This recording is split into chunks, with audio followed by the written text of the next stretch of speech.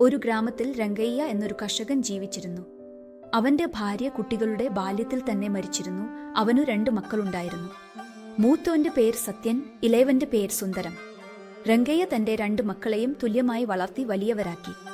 സത്യന് വിവാഹം കഴിക്കാനുള്ള പ്രായം വന്നപ്പോൾ അവനു അതേ ഗ്രാമത്തിൽ താമസിക്കുന്ന കാന്തം എന്ന പെൺകുട്ടിയുമായി വിവാഹം കഴിച്ചു. കാന്തത്തിന് എപ്പോഴും പണം, ആഭരണങ്ങൾ, സ്വത്തുക്കൾ എന്നിവയിൽ വലിയ താൽപ്പര്യം ഉണ്ടായിരുന്നു. അതുകൊണ്ടാണ് അവൾ എല്ലാവരോടും നക്ഷത്രം അടയാളമായി ഉണ്ടായിരുന്നു. കുറച്ചു കാലത്തിനു ശേഷം അവർക്കൊരു പെൺകുഞ്ഞ് ജനിച്ചു. അതേസമയം ഏറെക്കാലമായി രോഗബാധിതനായിരുന്ന രംഗയുടെ രോഗം മൂർച്ഛിച്ചു കിടപ്പിലായി. കാന്തം രംഗയെ ഒരിക്കലും ശ്രദ്ധിക്കാറില്ല. ഇപ്പോൾ മകളെ നോക്കി തന്റെ മുറിയിൽ തന്നെ താമസിക്കുകയായിരുന്നു.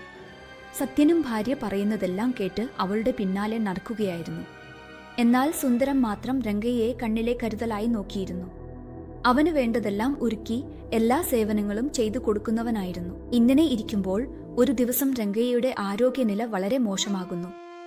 അതിനാൽ തന്റെ 2 മക്കളെയും അവസാനമായി കാണുമെന്ന് ആഗ്രഹിച്ച് അവരെ തന്റെ അടുത്തേക്ക് വിളിച്ചു. ഇങ്ങനെ പറയുന്നു: ബാബു, സത്യം, സുന്ദരം, ഞാൻ ഇനിയും ജീവിച്ചിരിക്കുന്നു. എന്റെ മകനെ, ഞാൻ നിങ്ങളുടെ അമ്മയുടെ അടുത്തേക്ക് പോകേണ്ട സമയം എത്തി. അച്ഛാ, അങ്ങനെ പറയരുത്. നിങ്ങളെന്തും ആകില്ല. ഞാൻ ഇപ്പോൾ തന്നെ പോയി ഡോക്ടർമാരെ വിളിക്കും. ബാബു, ഇവിടെ തന്നെ ഇരിക്കുക. ഞാൻ അവസാനമായി എൻ്റെ മനസ്സിലുള്ളത് നിങ്ങളോട് പറയണം. ശ്രദ്ധയോടെ കേൾക്കൂ.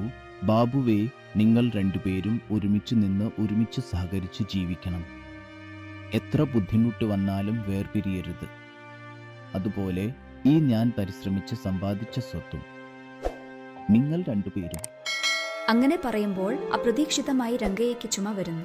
ഇതിൽ സത്യൻ ഇങ്ങനെ പറയുന്നു: നിങ്ങൾക്കൊന്നും വേണ്ട എന്റെ സ്വത്തുക്കളുടെ കാര്യത്തിൽ. ആദ്യം നിങ്ങൾ സുഖം പ്രാപിക്കണം. വസുന്ധര, ആദ്യം അച്ഛന് കുറച്ച് നല്ല വെള്ളം കൊണ്ടുവന്ന് കൊടുക്കൂ. അങ്ങനെ പറയുന്നു. ഉടൻ സൗന്ദര്യ അവിടെ നിന്ന് നല്ല വെള്ളം കൊണ്ടുവരാൻ അടുക്കളയിലേക്ക് പോകുന്നു. അപ്പോൾ കാന്തം സത്യനെ വശത്തേക്ക് വിളിച്ച്, ഇങ്ങനെ എന്താണ്? നിങ്ങളെന്തെങ്കിലും പറ്റിയോ? നിങ്ങളുടെ അച്ഛൻ സ്വത്ത് വിഭജനം ചെയ്യുമ്പോൾ എന്തിനു തടയുന്നു? ഇപ്പോൾ എന്താണ് നിങ്ങൾക്ക് വന്ന വിഷമം? സ്വത്ത് എവിടേക്കും പോകില്ല. അച്ഛൻ നിങ്ങളിരുവരും സ്വത്ത് തുല്യമായി പങ്കിടും. എനിക്ക് അറിയാം നീ എന്തിനാണ് വിഷമിക്കുന്നത്.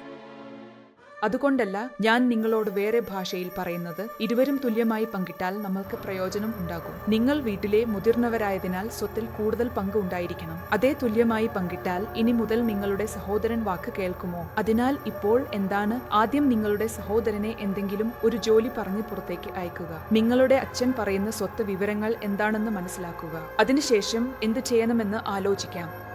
ശരി, നീ പറഞ്ഞതുപോലെ ചെയ്യാം എന്ന് പറഞ്ഞ് അവൻ അവിടെ നിന്ന് രംഗയ്യയുടെ അടുത്തേക്ക് വരുന്നു.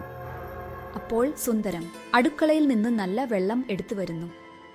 സത്യൻ സുന്ദരനോട് ഇങ്ങനെ പറയുന്നു: ഓ സുന്ദരം, നീ ഉടൻ പോയി നമ്മുടെ ഗ്രാമത്തിലെ ഡോക്ടറെ ഉടൻ ഇവിടെ കൊണ്ടുവരൂ. ശരി അണ്ണൻ, ഇതാ അച്ഛൻ നല്ല വെള്ളം കൊടുത്തു. ഞാൻ പോകുന്നു. നല്ല വെള്ളം കൊടുക്കാം. നീ വേഗം പോകൂ. അവിടെ എനിക്ക് ഓരോ നിമിഷവും ആരോഗ്യനില കൂടുതൽ മോശമാകുന്നു. ഇപ്പോൾ നീ എന്തു ചെയ്യുന്നു? അദ്ദേഹം ഇവിടെ കിടക്കുമ്പോൾ എൻ്റെ മുഖം നോക്കി ഇരിക്കണം. ഉടൻ പുറപ്പെടൂ എന്ന് പറഞ്ഞ് സുന്ദരന്റെ കയ്യിൽ നിന്ന് വെള്ളത്തിന്റെ ഗ്ലാസ് പിടിച്ചെടുത്ത് അവനെ ഡോക്ടറുടെ അടുത്തേക്ക് അയക്കുന്നു. അതിനുശേഷം രംഗയ്യയ്ക്ക് ആ വെള്ളം കൊടുത്ത് രംഗയ്യോട് ഇങ്ങനെ പറയുന്നു: അച്ഛാ, നേരത്തെ എന്തോ സ്വത്തിനെ കുറിച്ച് പറയുകയുണ്ടായി. അതെന്താണെന്ന് ഇപ്പോൾ പറയൂ അച്ഛാ. വിഷമമായി പറയാൻ ഒന്നുമില്ല മകനെ. നമുക്ക് ഉള്ള നിലങ്ങളിൽ ഉള്ള തേങ്ങാത്തോട്ടങ്ങളും ആടുകളും സാധനങ്ങളും നിങ്ങൾ 2 പേരും തുല്യമായി പങ്കിടുക. നിങ്ങൾ നിങ്ങളുടെ ജീവിതകാലം മുഴുവൻ ഇവിടെ ഒരുമിച്ച് താമസിക്കണം.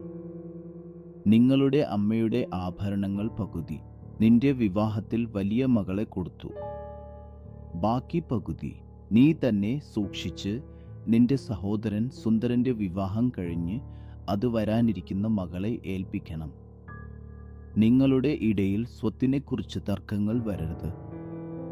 ഞാൻ ജീവിച്ചിരിക്കുന്ന കാലം ഇങ്ങനെ നിങ്ങൾ ഉണ്ടെങ്കിൽ ഞാൻ പോയതിനു ശേഷം പോലും നിങ്ങൾ എപ്പോഴും പോലെ ഒരുമിച്ച് ജീവിക്കണം. ഇതാണ് എൻ്റെ അവസാന ആഗ്രഹം. അയ്യോ, എന്താണ് അച്ഛാ, നിങ്ങൾ പ്രത്യേകമായി പറയേണ്ടതുണ്ടോ? നിങ്ങൾ വിഷമിക്കേണ്ട. ഞാൻ സഹോദരനെ എൻ്റെ സ്വന്തം മകനായി പരിചരിക്കും. ഈ വാക്ക് മതി മകനെ. ഇനി ഞാൻ സമാധാനത്തോടെ കണ്ണടയ്ക്കും. രംഗയ്യ തന്റെ ജീവൻ വിട്ടുപോകുന്നു. അപ്പോൾ സത്യ ദുഃഖിച്ച് ഇങ്ങനെ കരയുന്നു. അച്ഛാ, എന്തായി അച്ഛാ, എഴുന്നേൽക്കൂ അച്ഛാ. ഒരിക്കൽ കണ്ണ് തുറക്കൂ, എന്റെ കണ്ണ് തുറന്ന് എന്നെ നോക്കൂ. നിങ്ങൾക്ക് ഒന്നും ആയിട്ടില്ല, സഹോദരൻ ഡോക്ടറെ കൊണ്ടുവരും. എന്ന് കരഞ്ഞുകൊണ്ട് ദുഃഖിക്കുന്നു. അവന്റെ കരച്ചിൽ കേട്ട കാന്തം അടുത്ത മുറിയിൽ നിന്ന് അവിടെ എത്തുന്നു. കരയുന്ന ഭർത്താവിനെ കണ്ടു ഇങ്ങനെ എന്താ കരയുന്നത് മതി. പക്ഷേ പിന്നെ എന്ത് ചെയ്യണമെന്ന് ചിന്തിക്കൂ. ഇനി എന്താണ് ചെയ്യാനുള്ളത്? ഇനി അച്ഛന്റെ അന്തിമകർമ്മങ്ങൾ ബാക്കി. അതുകൊണ്ടാണ് നിങ്ങളുടെ തല മണ്ണ് നിറഞ്ഞതാണെന്ന് ഞാൻ അടുത്ത മുറിയിൽ നിന്ന് കേട്ടുകൊണ്ടിരുന്നു. നിങ്ങളുടെ അച്ഛൻ പറഞ്ഞത് എന്താണ്? ആസ്തി മുഴുവൻ തുല്യമായി പങ്കിടണം. അപ്പോൾ നമുക്ക് ബാക്കി ചാരമാണ് അവിടെ നിങ്ങളുടെ സഹോദരൻ ചെയ്യുന്നു. ആദ്യം ഞാൻ പറഞ്ഞതുപോലെ ചെയ്യൂ. ആദ്യമേ നമ്മുടെ അച്ഛൻ മരിച്ച ദുഃഖത്തിൽ നാസർ എന്താണെന്ന് വേഗത്തിൽ പറയാൻ കഴിയും. ഇപ്പോൾ പറയുന്നത് ശ്രദ്ധയോടെ കേൾക്കണം. നിങ്ങളുടെ സഹോദരൻ വന്നാൽ, നിങ്ങളുടെ അച്ഛൻ പോകുമ്പോൾ നിങ്ങൾ വീട്ടിലെ മുതിർന്നവരായതിനാൽ ആസ്തിയുടെ മുഴുവൻ ഉത്തരവാദിത്വവും നിങ്ങൾക്കാണെന്ന് പറഞ്ഞുവെന്ന് പറയുക. നിങ്ങളുടെ സഹോദരൻ ചെറുപ്പക്കാരനാണ്, അതിനാൽ അവന് വീട്ടിന് മുന്നിലുള്ള പശുവളർത്തൽ സ്ഥലത്തിന് സമീപമുള്ള കുടിൽ കൂടാതെ ഗ്രാമത്തിന്റെ അറ്റത്തുള്ള 4 ഏക്കർ വയലും മാത്രമേ നൽകിയിട്ടുള്ളൂ എന്ന് പറയുക. എന്താണ് നീ പറയുന്നത്? വളരെ അന്യായമാണ്. അവൻ എന്റെ സ്വന്തം സഹോദരനാണ്. കാണിക്കുമ്പോൾ അവനോട് ദ്രോഹം ചെയ്യാൻ പറയുന്നത് നീതിയില്ല, അന്യായമില്ല. ആദ്യം ഞാൻ പറഞ്ഞതുപോലെ ചെയ്യുക, അല്ലെങ്കിൽ ഞാൻ എന്റെ കുട്ടിയെ എടുത്ത് എന്റെ വീട്ടിലേക്ക് പോകും. അയ്യോ, അങ്ങനെ ചെയ്യരുത്. നീ പറയുന്നത് തെറ്റാണോ? ഞാൻ എന്തെങ്കിലും ഒന്ന് സജ്ജമാക്കും എന്ന് പറയുന്നില്ല, സത്യം. അതിനുശേഷം കുറച്ചു സമയത്തിന് ശേഷം സുന്ദരം ഡോക്ടറെ കൂട്ടിക്കൊണ്ട് അവിടെ എത്തുന്നു. കിടക്കയിൽ ജീവൻ ഇല്ലാതെ കിടക്കുന്ന തന്റെ അച്ഛനെ കാണുന്നു. കണ്ടു സുന്ദരം കരയുന്നു. അച്ഛാ, അച്ഛാ, അച്ഛാ. ഡോക്ടറെ കൊണ്ടുവന്നുവെങ്കിലും അച്ഛാ, നിനക്ക് ഒന്നും അല്ല. അച്ഛാ, എഴുന്നേൽക്കൂ. അച്ഛാ, അന്ന, ഒരിക്കൽ അച്ഛനെ കണ്ണുകൾ തുറന്ന് കാണാൻ പറയൂ. അന്ന, എന്നെ ഇങ്ങനെ വിട്ടുപോയോ അച്ഛാ എന്ന് കരയുന്നു സുന്ദർ. സത്യൻ സുന്ദരനെ ആശ്വസിപ്പിക്കുന്നു. അതിനുശേഷം ഇരുവരും ചേർന്ന് അവരുടെ അച്ഛന്റെ അന്തിമകർമ്മങ്ങൾ നടത്തുന്നു. ഇങ്ങനെ കുറച്ചു കാലം കടന്നുപോകുന്നു. കാന്തം സത്യനൊപ്പം. സത്യൻ സുന്ദരനെ വിളിച്ച് ഒരു ദിവസം ഇങ്ങനെ പറയുന്നു. കാന്തം തമ്പുരാന്റെ സ്വത്തിനെക്കുറിച്ചുള്ള കാര്യത്തിൽ വേഗത്തിൽ തീരുമാനമെടുക്കാൻ സമ്മർദ്ദം ചെലുത്തുന്നു. സുന്ദരം, അച്ഛൻ പോകുമ്പോൾ വീട്ടിന്റെ ഉത്തരവാദിത്വം എന്റെ കൈകളിൽ ഏൽപ്പിച്ചു പോയോ? നീ വളരെ നിരപരാധിയാണല്ലോ. നിന്റെ കൈകളിൽ കൂടുതൽ സ്വത്ത് ഉത്തരവാദിത്വം വെച്ചാൽ ആരെങ്കിലും എളുപ്പത്തിൽ വഞ്ചിച്ച് അതുമായി എന്തെങ്കിലും ചെയ്യും. അതിനാൽ ഉള്ള സ്വത്തിനെല്ലാം എന്നെ നോക്കാൻ പറഞ്ഞു. നമ്മുടെ വീട്ടിന് മുന്നിലുള്ള പശുവളർത്തൽ സ്ഥലത്തിനടുത്തുള്ള ചെറുകുടിൽ കൂടാതെ ഗ്രാമത്തിന്റെ അറ്റത്ത് ഉള്ള ആ 4 ഏക്കർ നിലം എന്നെ നോക്കാൻ പറഞ്ഞു. നീ വളരെ ചെറുപ്പവനാണ്. നിന്റെ ഭുജങ്ങളിൽ ഇത്ര വലിയ ഉത്തരവാദിത്വം വെക്കരുതെന്ന് അച്ഛൻ പറഞ്ഞു. നിനക്ക് വിവാഹം നടത്താനുള്ള ഉത്തരവാദിത്വവും എനിക്ക് ഏൽപ്പിച്ചു. ഈ സ്വത്ത് ഉത്തരവാദിത്വങ്ങൾ വീട്ടിലെ മുതിർന്നവനായി ഏറ്റെടുക്കുന്നത് എൻ്റെ ഉത്തരവാദിത്വമാണ്. അതാണ് അച്ഛൻ്റെ അവസാന ആഗ്രഹവും. അതുകൊണ്ട് ഇതെല്ലാം ഞാൻ നോക്കും. നീ ഇതിനെക്കുറിച്ച് വിഷമിക്കേണ്ട. അത് എന്താണ് അണ്ണൻ അങ്ങനെ പറയുന്നത്? അച്ഛൻ ശേഷം ഞാൻ ഏറ്റവും ബഹുമാനിക്കുന്നവൻ നീയാണ്. നിന്റെ വാക്ക് എനിക്ക് അച്ഛൻ്റെ വാക്കിനോട് തുല്യമാണ്. നീ എങ്ങനെ പറയുന്നുവോ അങ്ങനെ ഞാൻ ചെയ്യും. അണ്ണ, നീ എപ്പോഴും എനിക്ക് നല്ലത് ചെയ്യും. അച്ഛൻ്റെ ആഗ്രഹം അതാണ്. പക്ഷേ എൻ്റെ കാര്യങ്ങൾക്കായി നിനക്കല്ലാതെ മറ്റാരാണ് അറിയുക? എൻ്റെ ദുഃഖം അച്ഛൻ്റെ അവസാന നിമിഷങ്ങളിൽ അദ്ദേഹത്തോടൊപ്പം കഴിയാൻ കഴിഞ്ഞില്ല എന്നതാണ്. നീ വിഷമിക്കേണ്ട. അദ്ദേഹം എവിടെയായിരുന്നാലും നമ്മൾ ഇരുവരും സന്തോഷത്തോടെ ഇരിക്കണമെന്ന് ആഗ്രഹിക്കും. വിവാഹത്തിന്റെ ഉത്തരവാദിത്വം എന്റേതാണ്. ഉടൻ തന്നെ നിനക്ക് നല്ലൊരു പെൺകുട്ടിയെ കണ്ടു വിവാഹം നടത്തിക്കൊടുക്കും. ഇനി എല്ലാം നല്ലതായിരിക്കും. നീ പോയി ആ വയലിന്റെ കാര്യങ്ങൾ നോക്കിക്കോ. അങ്ങനെ തന്നെ അണ്ണ. അങ്ങനെ പറഞ്ഞ് സുന്ദരം അവിടെ നിന്ന് പോകുന്നു. അപ്പോൾ കാന്തം സത്യന്റെ അടുത്തേക്ക് വന്ന് ഇങ്ങനെ പറയുന്നു. ഒന്ന് തീർന്നു. ആസ്തി മുഴുവൻ നമ്മുടെ സ്വന്തം ആയി. ഇനി ആ കുട്ടിക്ക് ഒരു വിവാഹം നടത്തി അവളെ ഇവിടെ കൊണ്ടുവരിക. വീട്ടിൽ നിന്ന് പുറത്താക്കുമ്പോൾ ഒരു ബുദ്ധിമുട്ട് മാറും. അപ്പോൾ നമുക്ക് മാത്രം ഈ വലിയ വീട്ടിൽ നമ്മുടെ ആസ്തി അനുഭവിച്ച് സുഖമായി കഴിയാം. ഇപ്പോഴാണ് ആസ്തി നമ്മുടെ കയ്യിൽ വന്നത്. അതിനുശേഷം ഉടൻ തന്നെ വിവാഹം നടത്തും. അതുവരെ കുറച്ച് ക്ഷമിക്കണം. ഇങ്ങനെ ഒരാൾ മറ്റൊരാളുമായി സംസാരിച്ച് ആസ്തി മുഴുവൻ അവരുടെ സ്വന്തം ആയതിൽ സന്തോഷത്തോടെ ഉല്ലസിക്കുന്നു. കുറച്ചു കാലത്തിനു ശേഷം സത്യൻ സുന്ദരന്റെ അടുത്തുള്ള ഒരു ദരിദ്ര വീട്ടിലെ ലക്ഷ്മിയുമായി വിവാഹം നടത്തുന്നു. അതിന്റെ അടുത്ത ദിവസം സത്യൻ വീട്ടിൽ ഇല്ലാത്ത സമയത്ത് കാന്തം സുന്ദരനോട് ഇങ്ങനെ പറയുന്നു. കേൾക്കൂ ബാബു സുന്ദരം, നിനക്ക് എപ്പോഴാണ് വിവാഹം കഴിഞ്ഞത്?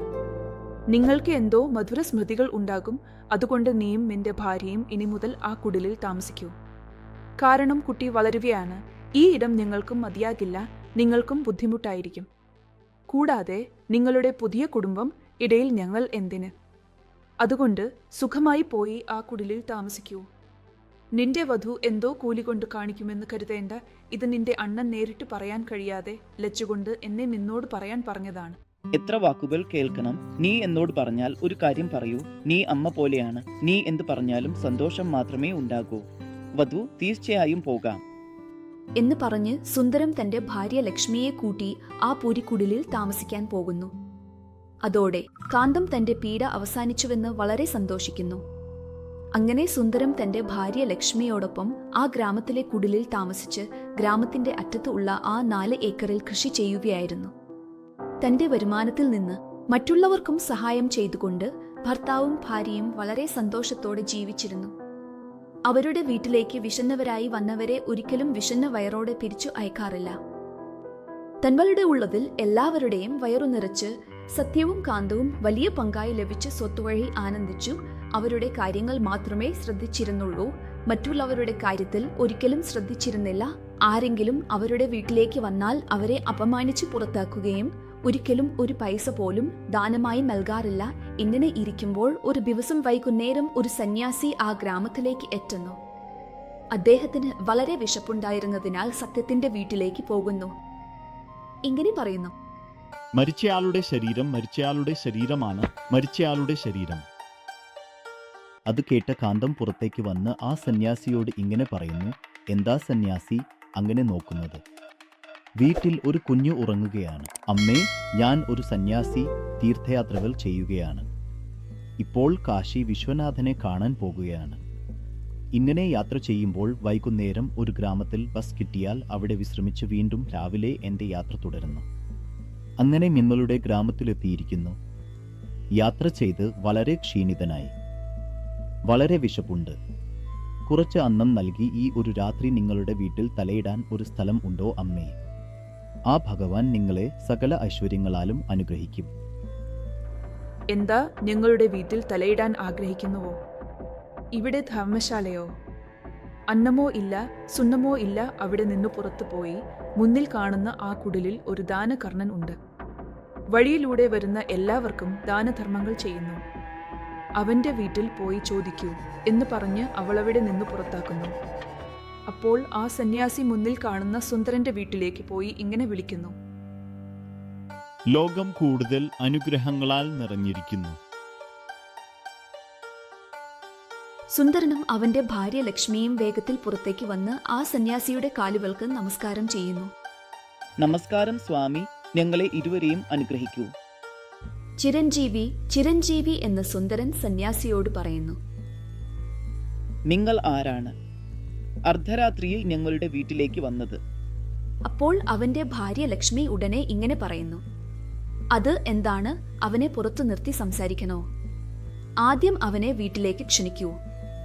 അയ്യോ, എന്നെ ക്ഷമിക്കൂ സ്വാമി, ആദ്യം നിങ്ങൾ വീട്ടിലേക്ക് വരൂ എന്ന് പറഞ്ഞ് വളരെ ബഹുമാനത്തോടെ ആ സന്യാസിയെ വീട്ടിലേക്ക് കൊണ്ടുപോകുന്നു. ആ ഇരുവരും ഭർത്താവും ഭാര്യയും സന്യാസിയെ വീട്ടിൽ ഇരുത്തി അവന് മജ്ജിക കൊടുത്ത് സുന്ദരൻ ഇങ്ങനെ പറയുന്നു: ഇപ്പോൾ വിട നൽകൂ സ്വാമി, ഞാൻ നിങ്ങളെ എങ്ങനെ ചെയ്യാൻ കഴിയും? ഞങ്ങൾ ദേശസഞ്ചാരം നടത്തുന്നവരാണ്. രാജ്യത്തെ എല്ലാ പുണ്യക്ഷേത്രങ്ങളും സന്ദർശിച്ച് അവിടെ ദൈവദർശനം നടത്തി ധ്യാനം ചെയ്യുന്നു. ഇപ്പോൾ കാശി യാത്രയ്ക്ക് പുറപ്പെടുകയാണ്. ആ യാത്രയിൽ ഈ ഗ്രാമത്തിൽ എത്തി. രാത്രി അടുക്കുന്നതുകൊണ്ട് താലോലിക്കാൻ നിങ്ങളുടെ വീട്ടിൽ വാതിൽ തട്ടുകയായിരുന്നു.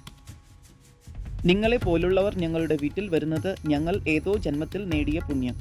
നിങ്ങൾ ഇന്ന് ഇവിടെ തന്നെ വിശ്രമിക്കൂ, അതിന് ഞാൻ ഒരുക്കം ചെയ്യും. അയ്യോ, നിങ്ങൾ ഇരിക്കൂ സ്വാമി, നിങ്ങൾ ദിവസമൊക്കെ യാത്ര ചെയ്ത് തളർന്നിരിക്കാം. എപ്പോഴാണ് കഴിച്ചതെന്ന് അറിയില്ല. 110 മിനിറ്റ് കാത്തിരിക്കൂ, ഒരു ചിറ്റുകുഴമ്പ് പാകം ചെയ്യും. ആദ്യം ഭക്ഷണം കഴിച്ച ശേഷം വിശ്രമിക്കൂ. അങ്ങനെ പറഞ്ഞ് ലക്ഷ്മി അടുക്കളയിലേക്ക് പോകുന്നു. കുറച്ചു നേരത്തിന് ശേഷം പാചകം ചെയ്തു കൊണ്ടുവന്ന് ആ സന്യാസിയെ ഇരുത്തി ഭർത്താവും ഭാര്യയും വളരെ സ്നേഹത്തോടെ ഭക്ഷണം വിളമ്പുന്നു. അവർ കാണിക്കുന്ന സ്നേഹത്തിന് സന്യാസി വളരെ സന്തോഷിക്കുന്നു. തൃപ്തിയായി ഭക്ഷണം കഴിക്കുന്നു. അതിനുശേഷം സുന്ദരം സന്യാസിക്ക് ഉറങ്ങാൻ ഒരുക്കങ്ങൾ ചെയ്ത് അദ്ദേഹം ഉറങ്ങുന്നവരെ അദ്ദേഹത്തിന്റെ പക്കൽ ഇരുന്നു അദ്ദേഹത്തിന്റെ കാലുകൾ തൊടുകയും ചെയ്യുന്നു. അങ്ങനെ ആ രാത്രി കഴിഞ്ഞ് രാവിലെ സന്യാസി എഴുന്നേൽക്കുമ്പോൾ അദ്ദേഹത്തിന് നാസ്ത തയ്യാറാക്കുന്നു. പഠനം നാസ്ത കഴിഞ്ഞു പോകുന്നതിനു മുമ്പ് അവർക്ക് ഇങ്ങനെ പറയുന്നു: നിങ്ങൾ രണ്ടുപേരും എന്നെ കാണിച്ച ഭക്തി ശ്രദ്ധകൾക്ക് എനിക്ക് വളരെ സന്തോഷമുണ്ട്. അതുകൊണ്ട് ഞാൻ നിങ്ങൾക്ക് 3 വിവരങ്ങൾ നൽകാൻ ആഗ്രഹിക്കുന്നു. നിങ്ങൾക്ക് എന്തു വേണമെങ്കിലും ചോദിക്കൂ. അപ്പോൾ ലക്ഷ്മി, സുന്ദരം എന്നിവർ ആ 3 വരങ്ങൾ ചോദിച്ചു. അവർ ചോദിച്ച വരങ്ങൾ ആ സന്യാസി നൽകി എന്നതിനെക്കുറിച്ച് നമുക്ക് അടുത്ത ഭാഗത്തിൽ കാണാം. അതുവരെ എന്ത് ചെയ്യണമെന്ന് നിങ്ങൾക്കറിയാമല്ലോ. Like, share and subscribe.